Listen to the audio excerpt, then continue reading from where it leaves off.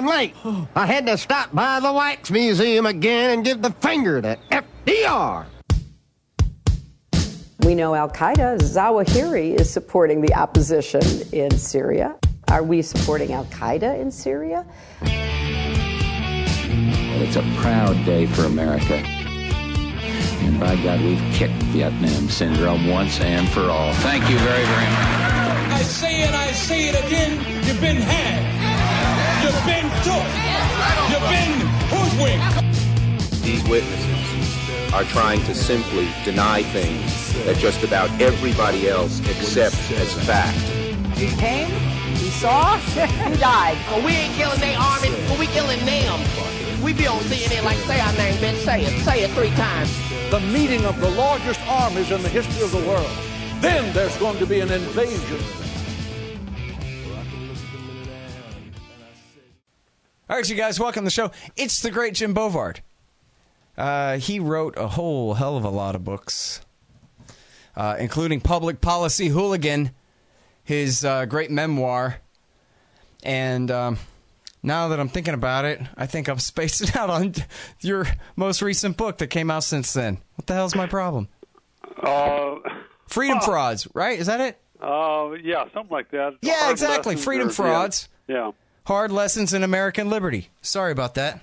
Well, you know what the problem is? It's because I know the names of so many of your other books that one got buried in there. Well, it's a day with lots of interviews. I understand. It is. It's a lot of interviews today. But listen, you also wrote Attention Deficit Democracy, which is absolutely brilliant and should have won the Scott Horton Prize for books that I like. And then there's The Bush Betrayal and Terrorism and Tyranny, which both also are masterpieces. Feeling Your Pain, Freedom in Chains, Shakedown and Lost Rights from the Bill Clinton years, and then The Fair Trade Fraud and the Farm Fiasco from Bush Senior times, and 10 million articles written for the Future Freedom Foundation, and a good friend of mine. So, yeah, hell yeah, man. What a great bio you got there. Well, thanks. That's very kind of you. Ton of great. Did I mention that Jim was, as good as anyone at the very, very top of the list of best writers from any point of view on the Waco from any political bent on the Waco massacre back in the 1990s, and set a very important standard there, and wrote a lot of very important articles that still stand the test of time on that issue. By the way, that's very kind. Thanks. Yeah, man. Well, it's really important for history and stuff. And you know what I've come to learn? There's a lot of young people who listen to this show who all this stuff that's like yesterday to us is, with our grayer and grayer beards here, is all ancient history to them that all happened before they were born or when they were so young that they were completely oblivious to it. And so they really don't know. So like here you wrote this article called James Comey and the Unending Bush Torture Scandal. That torture scandal is like, something that happened during LBJ to me when I was born in the mid-'70s or something. A lot of people, I don't know. They don't know. This is a long time ago. Even the Nixon years. Ancient history, black and white pictures time, unknowable. And so, but yeah, he's still in the news and taking a very important position in not just opposing Trump, but in the whole Trump-Russia supposed scandal here, too. And you've taken care to remind us of who is this Saint Comey, after all, that we're all supposed to revere so much. Yeah, it's interesting to see how he still has a halo thanks to the media. He had a story on Sunday in the New York Times talking about assuring people that there were lots of honest people in the working for the FBI, and the FBI was going to find the truth in their investigation of Brett Kavanaugh. I had some fun with that in USA Today yesterday, smacking Comey around and going through the FBI's history, including looking at Waco and Ruby Ridge and a lot of the other scripts have done. But, yeah, James Comey was a savior of the Bush-era torture regime. He was there. He's a top guy at Justice Department at the time when a lot of people were saying, well, this is crazier than hell. The federal government doesn't have a right to torture people, doesn't have a right to waterboard, doesn't have a right to do wall slamming where they take a guy, a suspect, and throw him against the wall 30 times, but not 32 because 32 would be too many. Oh, I see. I mean, that's actually the type of guidelines they have as far as the amount of physical abuse which they could impose on people who they suspected might be able to tell them something. And it was under fierce controversy in 2004 when the John Yoo memos came out, when the photos from Abu Ghraib came out, when a courageous report by General Taguba came out, thanks to Seymour Hersh. And there was a huge pushback to say, well, people were horrified at this. James Comey was at the very top of the Justice Department, and he was a huge part of the effort to save the torture regime, which he did with all kinds of twists and turns legally. Lots of folks are aware of John Yoo and his utterly bizarre interpretations, making the Bill of Rights vanish. But James Comey was doing backup for John Yoo. Mm-hmm. And yet because he made some comments criticizing torture, it's like he's, a champion of human rights. And it's just like, it almost makes me lose faith in the media. Oh, man, I would hate for that to happen. See them, falsely portraying something. And now, so I think the way you put it in here is that, he really denounced these sloppy memos, and then he helped to replace them with some that were written with a little bit tighter legal reasoning so that they could continue the exact same tortures. The same enhanced interrogation tactics, waterboarding among others, which Comey insisted wasn't torture. The thing that spurred this article was I was reading an excerpt from Comey's new memoir, A Higher Loyalty, mm-hmm. and there was a phrase in there where he was talking about a Comey meeting with President George W. Bush, 2004, and he was saying how he said, "Here I stand, I can do no other," as far as pushing to whitewash some of the stuff that the Bush era was doing. And it's like, okay, so here we have James Comey playing Martin Luther, because "Here I stand, I can do no other" is a famous line attributed to Martin Luther in his showdown with Emperor Charles as far as at the start of the Reformation. And it's, it's not like the media putting the halo over Comey came out of nowhere. He was doing it himself first. Yeah, exactly. They're like, well, apparently this guy wears a halo. He's sure that he does, so. Yeah, and it's the same treatment which he's getting now. FBI sources confirm that he is, in fact, an angel. That's it. There are 7,000 secret memos which prove it. So maybe one day we'll be able to see those secret memos, too. Yeah. So. Well, we know that the FBI knew all about and/or was in on the torture regime from the very beginning, right? Where, for example, the CIA sort of, I don't want to characterize it in a way that favors anyone unnecessarily, Jim, but I think something along the lines of the FBI, Ali Soufan and those guys were interrogating Abu Zubaydah in his torture dungeon in Thailand, and then at the CIA black site there. But then the CIA guys just pushed him away and wouldn't let them do any more questioning, and instead started torturing the guy. And that wasn't it the case that Ali Soufan was in reporting all that back to headquarters? What do we do? And this and that. And they pulled him out of there, let the CIA do it. They certainly didn't arrest all these guys for breaking the law, and they certainly didn't blow the whistle, which didn't happen, of course, until, as you say, the Taguba investigations started leaking out, and Abu Ghraib was exposed in the spring of 2004, which would have been, 2.5 years later. 3 years. Well, it's an interesting thing as far as the role of the FBI, because there were FBI agents who were detailed down to Guantanamo, and I think also to some of the prisons in Iraq. Mm-hmm. Right. And some of those FBI agents sent back messages saying, hey, things are crazy here. I mean, the detainees are being tortured. They would, they had some details in there that they were appalled by, justifiably. So there were individual FBI agents who spoke up and said that, pointing out the U.S. government was violating the law, violating the Anti-Torture Convention, the UN treaty, and doing all kinds of other dumb stuff to the detainees. But never made it up to the top of Bob Mueller, basically, who never took a stand on this, in spite of some of the individual FBI agents, basically putting themselves and their careers on the line to blow the whistle. Well, is it fair to assume or not that Mueller and Comey and everyone at the top of the FBI and the top of the Justice Department would have been read into that and would have known about those memos? Everybody at the top, I don't know about everybody, but there were a boatload of folks who knew about this crap. John Ashcroft certainly did, and there was, if memory serves, there was at one point in the early in the Bush administration after 9/11, they would have these meetings over at the White House, and they would talk about which enhanced interrogation methods to use in which detainees. And I think that Ashcroft was quoted from that saying, history will not look kindly on this. And right. He was correct. And if John Ashcroft had taken a principled stand against this, then Ashcroft would have become a hero. And at that point, Comey was the Deputy Attorney General, though, right? Yeah, he was. I think he became deputy, was it late 2003? Yes, late 2003.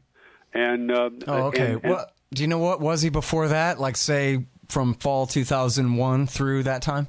I think he was I'm pretty sure he handled the Martha Stewart case, in which he was, arm twisted into pleading guilty for lying to the FBI. But that's some public service right there. Yeah. There you go. I mean, it's very important to people to understand the government has to have a monopoly on lies to protect us.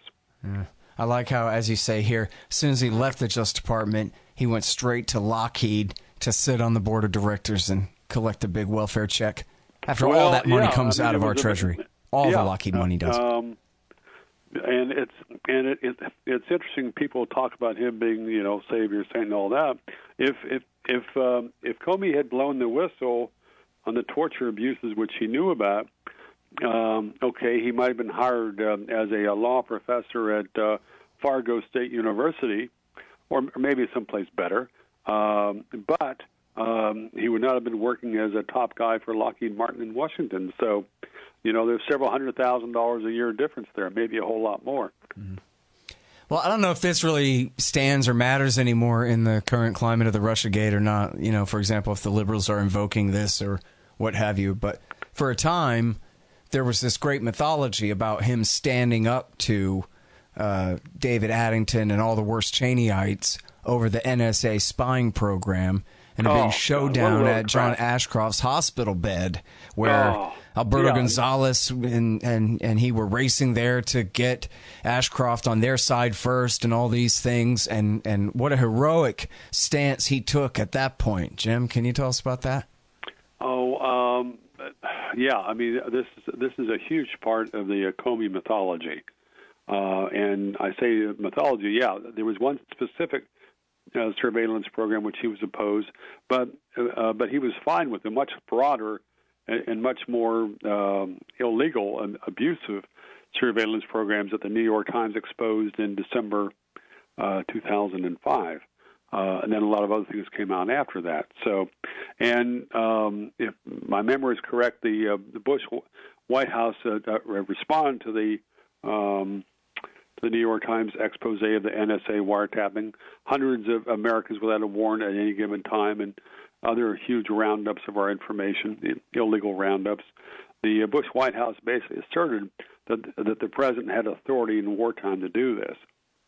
And once again, I mean, was there a pushback from Comey? Was it, did Comey make a stand? He was out of Justice Department at that point, but these are the type of. It was almost exactly the same type of allegation that the Nixon made in the early 1970s, and the Supreme Court shot that to pieces.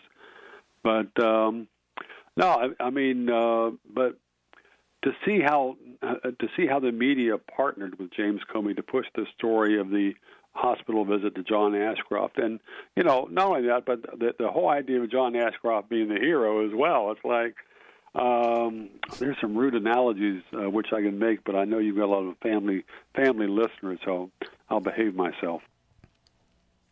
All right, you guys, here's how to support the show. First of all, subscribe to the RSS feeds, iTunes, Stitcher, and all of that. All the feeds are available at scotthorton.org. and also at libertarianinstitute.org. You can also follow me on youtube.com/Scott Horton Show. And sign up for Patreon. If you do, anybody who signs up for $1 per interview gets 2 free books from Listen and Think Audio. And also, you'll get keys to the new Reddit page, reddit.com/Scott Horton Show. And then if you go to scotthorton.org/donate, $20 will get you the audiobook of Fool's Errand, Time to End the War in Afghanistan. $50 will get you a signed copy of the paperback there. And a $100 donation will get you either a QR code, commodity disc, or a lifetime subscription to Listen and Think Libertarian audiobooks. That's all at scotthorton.org/donate. And also, anybody donating $5 or more per month there, if you already are, or if you sign up now, you'll get keys to that new Reddit group as well. Already got about 50 people in there, and it's turning out pretty good. Again, that's reddit.com/Scott Horton Show. If you're already donating or you're a new donor, just email me, scott@scotthorton.org, and I'll get you the keys there. And hey, do me a favor, give me a good review on iTunes or Stitcher, or if you liked the book, on Amazon.com, and the audiobook is also on iTunes, and sure would appreciate that. And listen, if you want to submit articles to the Libertarian Institute, please do, and they don't have to be about foreign policy. My email address is scott@scotthorton.org. It's true, the little kids, they love the show because of all of the discussion of cluster bombings and of nuclear treaties and stuff. It's really for them. Yeah.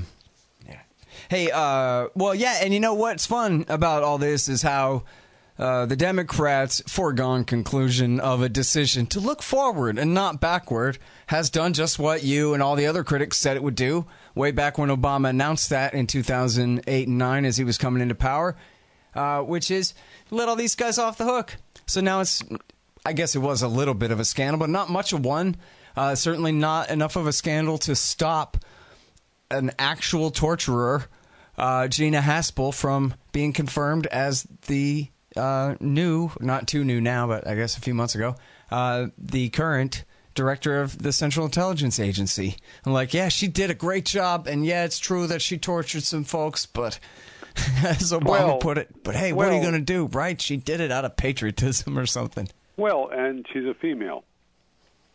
And oh, yeah, so therefore, what? She doesn't take responsibility. It was some big brute who actually did the laying of hands on the victims. I see. Well, it's just, yeah, and it's a very good point which you made about the President Obama being absolutely complicit in covering up the crimes that preceded him, as well as the crimes that he committed, of course, with the drone policy and assassination in chief. Well, and tortures at Bagram, too. I mean, right? Yeah. He kept that going? Yeah, it was horrendous. And there was, if memory serves, he stopped by there at some point in his first administration and gave a speech, maybe right at Bagram Air Base, talking about freedom and all that. And I'm thinking, like, I hope his speech was not interrupted by the screams of taxi drivers being killed. Right. What was the name of that movie that had the taxi driver? Taxi to the Dark Side. Yeah, Dilawar, the cab driver. Yeah, they beat to death. Yeah. Great movie. Yep. Oh, and something I should have mentioned earlier. If folks want the best insights on Afghanistan, how it's been a piece of crap forever, read Scott's book. Scott is very, very thorough. This is something that Scott knows like the back of his hand. Scott's a whole lot fresher and more penetrating on this than I am. Well, thanks. You didn't have to say all that, but yeah, actually, I got the EPUB version done, so it's on Apple Books, and it will be on Google Books and Barnes & Noble and all those other things besides Kindle now if you want the electronic version of the book, y'all. Thanks, Jim. I owe you $1.50. Well, you know, I'll just put in your tab. Yeah, cool, man. Thank you. Yeah, so now when it comes to the current Russiagate thing, well, I don't know. I guess I want to ask you as general a question as possible about it. Do you have a preferred narrative, or you're just waiting to see, or you think that there was, you know, whatever degree of truth to the different narratives going on here? What do you say? I need a little more specific question because, I mean, it's a huge black cloud out there. My impression is that a lot of the for 2 years, longer than that, the FBI and a lot of Democrats have kind of seen this as their great hope to topple Trump. I don't think it's going to work out that way. I don't think that they've found that much. I think if they had found smoking guns that we would have heard about them. I would not be surprised if there was some kind of stupid or appalling contacts by some of the Trump people and some of the Russians. But to simply see how the Justice Department has handled that 29-year-old red-haired woman who was, noodling up the NRA, I mean, it was shameful how they put her out there, said that she was, what was it, sending messages offering to trade sex for this or that, and then a few months later, the DOJ says, "Well, no, actually, that's not what her email said." But but she's still a bad person. I mean, there's a lot of rascals around politics. I mean, it's a magnet for rascals, and much worse. And there were lots of people who have been questioned, and some of them have been charged in the Russiagate stuff, who are like Paul Manafort. Holy shit! Where did he come from? Yeah, he's a great person to put in charge of a campaign. Someone had holes in their head to do that with his record. And so I would not be surprised if there are some other indictments. But I think that the baseline here to understand is how the media has in general been hysterical a lot lately. If you think back to the first day of the confirmation hearings for Brett Kavanaugh after he was nominated to the Supreme Court, there was a female lady sitting behind him who was making some hand gestures, and there was I think she was a top lawyer or something like that. She had some connection to him, Zaina somebody, but there was absolute hysteria on Twitter because some prominent liberals were saying that she was using a secret white power hand sign gesture. And it was just like, it was a rage. It was, it was like watching a tsunami crash across Twitter with that story. And then a day or two later, it was like, oh, no, sorry, nothing there. Never mind. And that's, that's a standard the media has been using for so many different things. I mean, it's the same with this woman, Julia Swetnick, who was claiming that she had seen Kavanaugh drugging and gang raping teenage girls, and a couple of days ago she changed her story. Well, I saw him close to the punch bowl.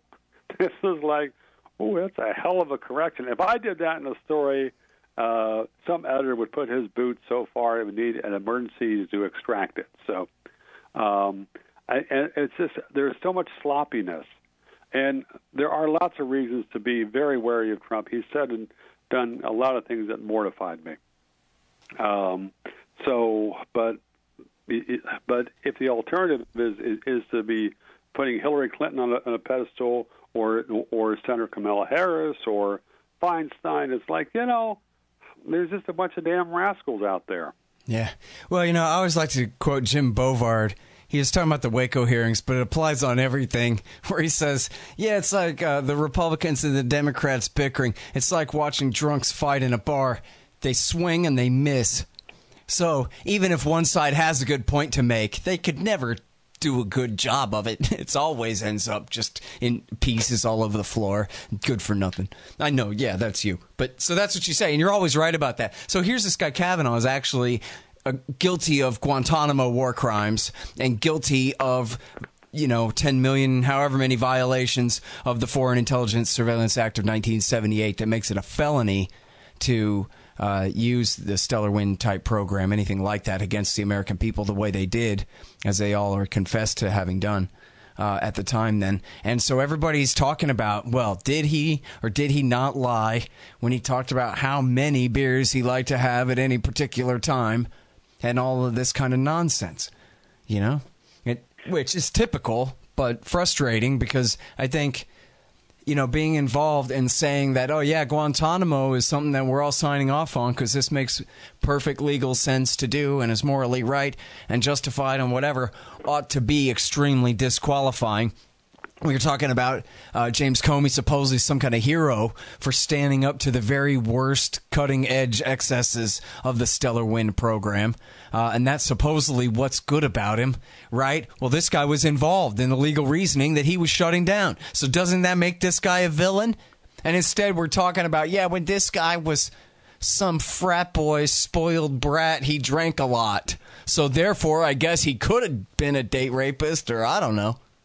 Well, there was a point which I mentioned in the USA Today piece yesterday that the Trump administration wrongfully withheld a boatload of records of his from the Bush White House, which the Democrats tried to get, which they should have had access to, which Americans should have had access to get a better handle on what exactly he did in the Bush White House. Because I share your sentiment on that. Flip side, you have, it's the level of rage on this has almost nothing to do with the horrendous policies he was associated with in the Bush White House. Instead, it's the fact that he's a male, or the fact that he's a white male, or the fact that that there's some some wild-eyed woman who's out there saying he was drugging and gang raping teenagers until she's in front of a camera, and then she says he's by the punch bowl. I mean, it's so nasty at so many different levels. It kind of makes you wonder how much worse it will get. But then, if people look back 90 days ago, people probably think, well, things are nasty in America, but at least it can't get much worse. Yeah, well, it does just keep getting worse. And, of course, the problem is all this confirmation bias and everybody starting with their conclusions and whatever. This guy's a right-winger, and he has a right-wing point of view on abortion and whatever other issues, torture, stuff like that. So he's a bad guy. Anything to stop him, and any part of a consensus against him that can be used, fine. And honesty and facts to the curb, in place, for the narrative. And then meanwhile, you have, all the moral majority types are saying, I don't give a damn who he date raped, or more honest, I refuse to entertain the possibility that this guy could have ever felt up anybody, because I like him and I want Trump to win this one, and so screw you. Even though if the shoe was on the other foot, they would be, completely out of their mind going, look at Chappaquiddick still to this day. They just made a brand new movie about it. You know what I mean? Well, part of what's interesting about Chappaquiddick is it, in spite of the horrendous behavior there, that did not stop Ted Kennedy from becoming a saint. To take a couple of steps back, it was unfortunate that Trump chose a nominee who has been very controversial, who had difficulty getting confirmed to the appellate court 11 years ago. Someone like Senator Mike Lee, who I think was willing to be nominated, would have been far better. And there's someone who's okay. He's not as strong as Rand Paul is on some issues, but he's shown a lot of courage, a lot of principle on some very hot issues, which every other GOP person except for Rand Paul took a dive on. So, yeah. Well, and you know what? Rand took a lot of dives too. He's not even Rand, but some of the time he is. Well, I mean, I think he's doing some of the best work in the Senate. There are things he says which I share your shake my head ruefully as a euphemism, but he, I hope he has more influence on Trump, as far as foreign policy, because Rand has made some of the best comments on Syria. Rand is not, chomping at the bit for war with Russia. I don't know if he's said anything about the idiocy of putting Macedonia in NATO, but maybe he's spoken on that. But right, yeah, no, he has absolutely, yeah. Yeah, so I'm not, anyhow. Yeah, well, I mean, that's the thing, right? Is we're just trying to, or I am just kind of trying to read his mind and figure out how do we get him to understand that the better he is, the more we like it. So he doesn't have to keep doing the wrong thing all the time. That, overall it's mass support that's going to keep him in office anyway. And if he wants the American people to give him even more power, like run for president again someday, he's going to have to get them on his side, which is going to mean that he has to do some leading of them between now and then. in terms of setting the priorities. Like, yeah, no, really, let's stop bombing Yemen now because it really matters, which is something that he brings up from time to time, but then he never goes to war over, which he should, which would be good for him and much more importantly, good for the people of Yemen. Yeah, if memory serves, you and he had a couple of classic interviews early in his career. It was just that one, yeah. Okay, well, it might be fun to send that, to post that online. Have somebody hype it on Twitter. I mean, because if memory serves, it was quite contentious, and it was a good brawl. Yeah, I'm just too lazy to do it. I need a good ghost writer or something because I want to do like open letters to this guy. Hey, remember that time that you did the right thing a few times? That was good, and then you see when you did this bad thing, it didn't work out for you anyway, did it? Right? And just have a few of those and try to be nice and get through to him a little bit. Because there's so much potential there. He's the son of Ron Paul, for God's sake. Well, he could be 100 times better than he is now. It could be like, Bruce Wayne putting on his Batman costume and actually starting to kick some ass. Where like to make it look where right now he hadn't even gotten started yet. If you think about the amount of potential there. Okay, but I think he has said a lot of good things. He's written some very good articles. He's taken some stand. I don't know what he said behind closed doors to Trump or other people. I appreciate that, that he's better than anybody else in the Senate on foreign policy, even though I share a lot of your criticisms. He's a hell of a lot better than the vast majority of other folks up there. Right. Yeah, it's certainly true. Right. I hold him to a very high standard. Not just, how good is he for a senator, but how good is he for compared to what I know he knows and what I see as his potential power and authority. You know what? After all, a House member, if he goes out to the steps and starts talking, he doesn't necessarily get a press conference. But a senator does. Anytime a senator wants to walk out there and start talking, he gets a little, at least, impromptu press conference right there. That's a hell of a bully pulpit that he could use every day to such effect, Well, if he's doing it every day, or not every day, but you know what I mean. Yeah, but part of the trouble is that most of the journalists don't understand the issues he's talking about, and many of them totally disagree because they are basically signed on to the status quo. Right. So. Well, that's for sure. Yeah. In fact, one of his high points, since I've trashed him all this time, I'll say something good about him. One of the best things lately was a year and a half ago. I don't know. It could have been 2 years ago, about the Yemen war. And he was saying to Neil Cavuto, he goes, look here, Neil, and they have enough of a rapport that he can really talk to the guy, not just to an anchor, but to Neil. Look, Neil, seriously, if our side prevails here and we succeed in driving the Houthis out of the capital city of Sana'a, we could put Al-Qaeda in power there. They could be the ones that take over the capital city. That's who's at least a major faction on the other side of this war. And do we really know what we're doing? Doing what the Saudis want here. And you could tell that Cavuto learned a thing from Rand in that moment. Like, wow, really? Okay. I guess that makes sense, right? Who's on whose side here? But you're saying that that's within the realm of possibility? That doesn't sound very good. And so that's the kind of thing where it's simple enough, especially the way he put it. He really could have done that over and over and over again, just like he did with Neil Cavuto. He could really hammer that home. It does work. When he's at his best, he really can get some work done there. And I know, because you're right, a lot of these, all these reporters, almost all of them are a bunch of know-nothing, know-it-alls who they already think they know the answer. They can't learn something from somebody like him. They could only get, frustrated by him contradicting them and not understand. I don't know how it is, but there's some in there that, and I've seen him have that effect before when he really tries. So, yep. He's someone who has opened up some minds, and hopefully he can open up a whole lot more. Yep. That's all I wanted was a young Ron Paul in the Senate, Well, that's all we all wanted, Rand. Okay. Well, he's a work in progress. Yep. All right. Well, listen, I don't know. I was trying to think of a good segue there.